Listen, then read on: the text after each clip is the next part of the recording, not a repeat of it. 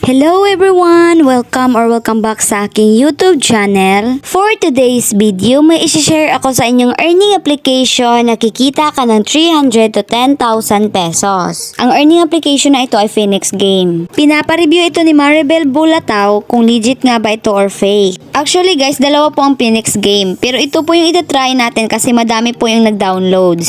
At don't worry kasi same lang din po siya doon sa isang Phoenix Game. So ayan, wag na nating patagalin pa. I-open na natin ang Phoenix Game. Kapag hindi pa po kayo nakapag-register, itap nyo lang po itong register. Kapag tapos na po, itap nyo lang po itong login.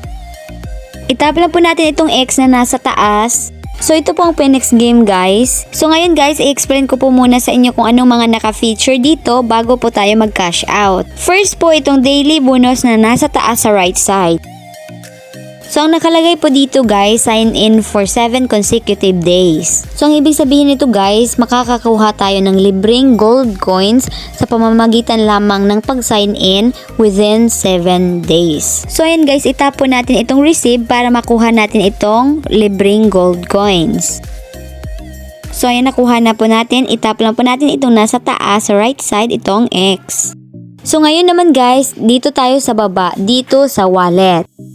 So makikita po natin dito meron pong mga gold coins, meron pong 100 gold coins to 30,000 gold coins. Ang ibig sabihin po nito guys, magre-recharge po tayo dito. Yes, kailangan po nating mag-recharge ng pera dito. Ang minimum niya po is 100 pesos at ang maximum niya naman ay 30,000 pesos. So ngayon po ituturo ko po sa inyo kung paano mag-recharge dito. Yung amount na i-recharge ko po dito guys is 100 pesos. Kaya itap po natin itong 100 gold coins. So, ang ilalagay po natin dito na number guys is yung number na ginamit natin sa ating GCash account.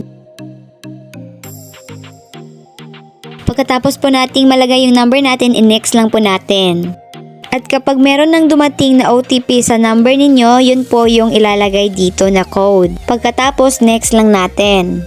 Dito po ilalagay lang po natin yung MPIN sa ating GCash account. So, dito nakalagay na po yung pay 100 pesos. Itap lang po natin yan. Hintayin lang po natin ito at babalik na po tayo doon sa laro.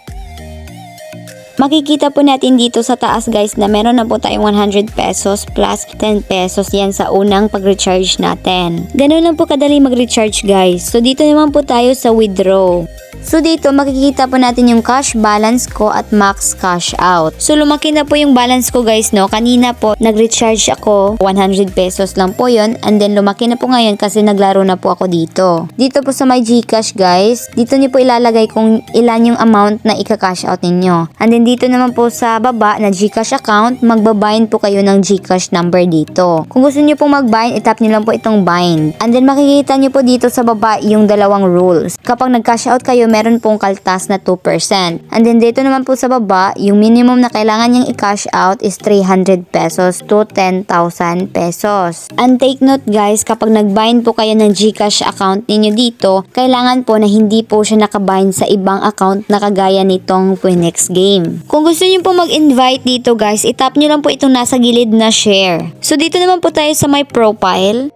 So dito po nakalagay yung mga info natin guys. Kayo na po bahala kung may gusto kayong i-edit dyan. Ngayon guys, ipapakita ko na po sa inyo yung mga games na available dito. At pipili po tayo ng isa para doon tayo maglaro. So ito po yung mga games niya guys. Scroll lang po natin siya pa left side. Ayan, madami po siyang mga games. Madami ka pong pagpipilian dito. So ngayon guys, ang lalaruin po natin na game is itong color game. Ito po kasi yung mas nakabisado ko na laro. Itap lang po natin itong color game.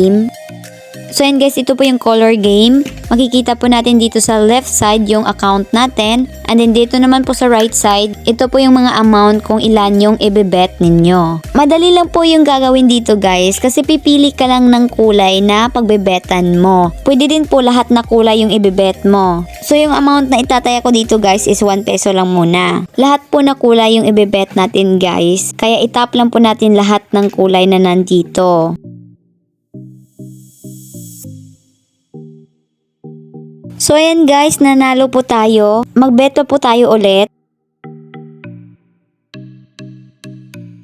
Ayan, nanalo na naman po tayo ulit. Ganun lang po yung gagawin guys, super easy lang po. Maglaro lang po tayo na maglaro dito hanggang sa lumaki yung pera natin at pwede nang makash out. So yan guys, mag-exit na po tayo. Itap lang po natin ito nasa taas sa left side and then exit.